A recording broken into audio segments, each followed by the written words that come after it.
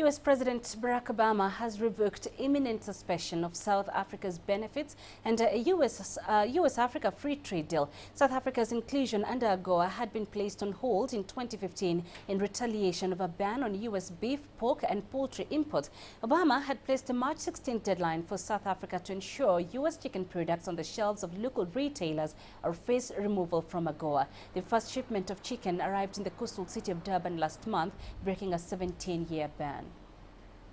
South Africa weighed its options and agreed to U.S. meat imports. Essentially, it saved several industries and thousands of jobs that were created under the African Growth and Opportunity Act, which grants African countries duty-free access to the U.S. market.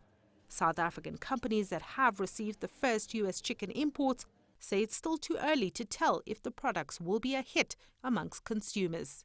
I think it's a very good thing. The South African consumer has a choice. They can decide whether they want to buy it or not. So if that product is cheap enough and it's quality and it's safe, they will buy it and there will be a demand for it. South Africans love their chicken. Over 1 billion chickens are consumed in the country every year. But do South Africans know where their chicken is coming from?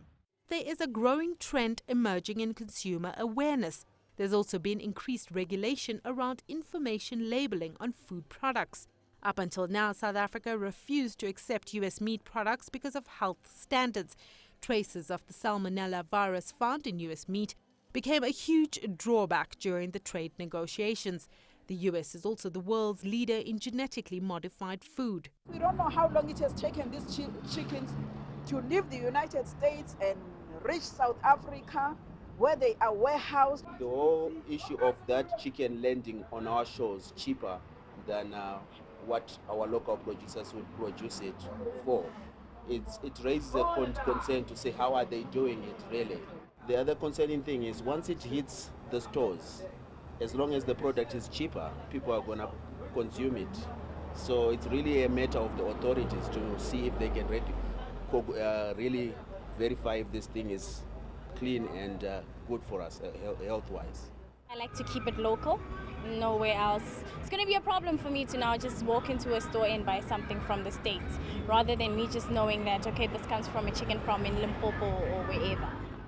Experts say consumer behavior is mostly determined by price.